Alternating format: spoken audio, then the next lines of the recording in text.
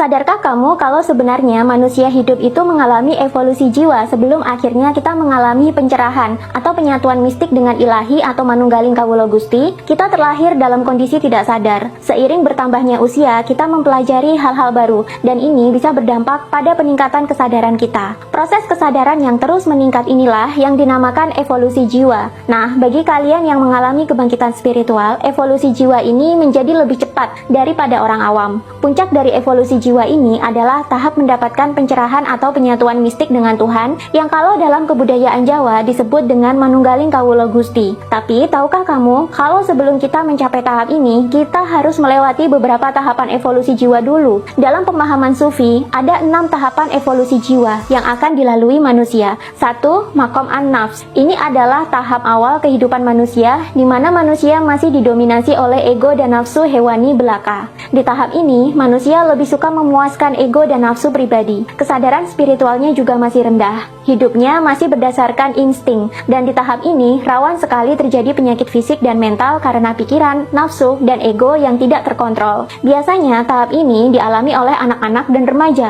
Yang kedua, maqam al-qalb. Di tahap ini, manusia mulai bisa mengendalikan ego dan nafsunya. Pikirannya lebih dewasa dan ia mulai bisa merasakan kebaikan. Kesadarannya juga mulai meningkat. Namun gejolak emosi karena ego masih ada walau tidak sebanyak dulu. 3. Maqam ar-ruh. Di sini manusia mulai menjadi bijaksana dan memancarkan kasih sayang. Dia juga mulai nampak spiritualis, jadi suka membaca dan menonton konten-konten yang berbau spiritual atau penyembuhan jiwa. 4. Maqam asir. Di tahap ini manusia mulai bisa melepaskan semua ikatan-ikatan duniawinya. Ia telah berhasil melewati semua ujian hidup dan menjadi sangat dekat dengan Sang Pencipta secara lahir batin. Kehidupannya sudah tidak lagi bertujuan untuk mencari pemenuhan ego. Dia sudah mulai meninggalkan kehidupan hedonis secara penuh. 5. Maqam al-qurb. Di sini, kesadaran spiritual manusia sudah tinggi. Ia selalu merasa gembira di sepanjang waktu, dan secara batin ia sangat dekat dengan Sang Pencipta. Di tahap ini, manusia juga bisa memberikan penyembuhan kepada orang lain.